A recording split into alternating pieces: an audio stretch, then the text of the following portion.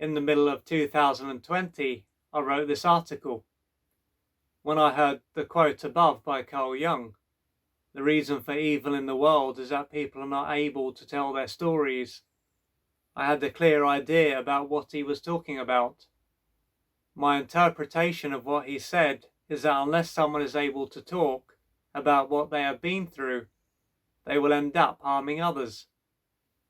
This is not to say that they will end up killing millions of people, as they could cause harm in other ways.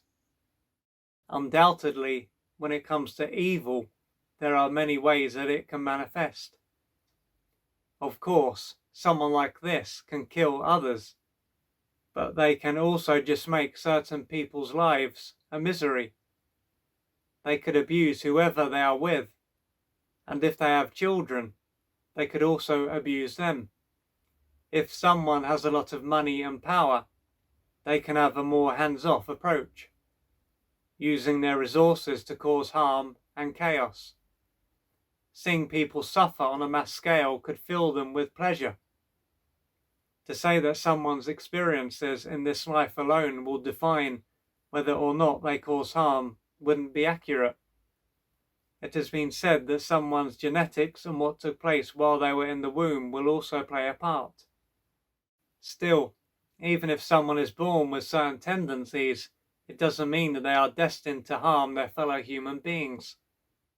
In a conscious society, someone like this would surely receive the right guidance and be monitored so that they are unable to cause harm. So, if this type of evil is put to one side, why would someone cause harm just because they haven't been able to tell their story? One way of looking at this is that when someone is able to tell their story, it will be possible for them to truly move on from what took place. This won't just be a time when they will talk about what they have been through. It will also be a time when they will face and work through their emotional pain and trauma that they have experienced. Perhaps they were abused as a child and/or they were bullied whilst they were at school, for instance. Whereas when this doesn't happen, what took place will stay inside them, defining how they behave. Like a parasite, what took place may have consumed them, or it may just influence their behavior from time to time. When it comes to the former, it will be a challenge for them to act as a conscious human being, and they will have a closed heart. On the other hand, when it comes to the latter, there can be moments when they just switch off, and they will most likely justify their behavior afterwards. Ultimately, what they went through will be over, but they will have another person inside them. A person that is always looking to express itself. The trouble is that as this person or self will be filled with rage, it won't realize that what took place is over.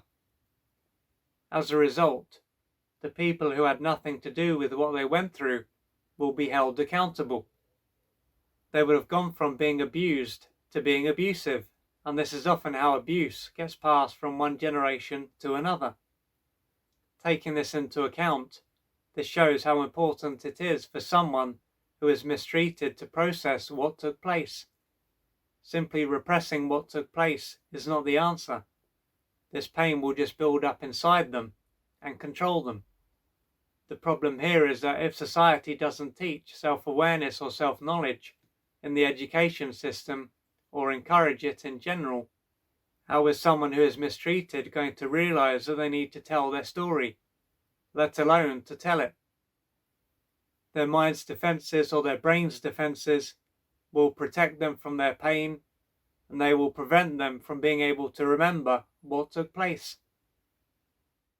So I think what this demonstrates is how important it is for someone to be able to talk about, and not just talk about, but also to express the pain of what they went through.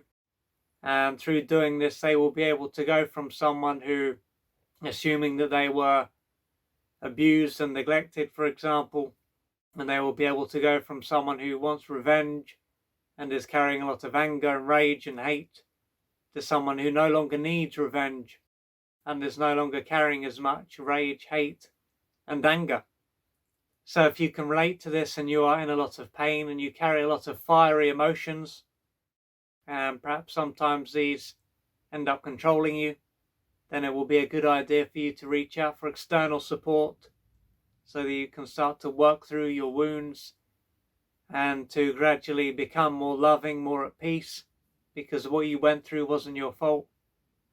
And so there is no shame, there is no blame. You talking about and working through what happened is the best thing for you to do. And so the main thing is that you reach out for the assistance that you need to gradually change your life. If you'd like to find out more about the services that I offer, please go to www.oliverjrcooper.co.uk or email me at info@oliverjrcooper.co.uk, and I'm looking forward to assisting you on your journey.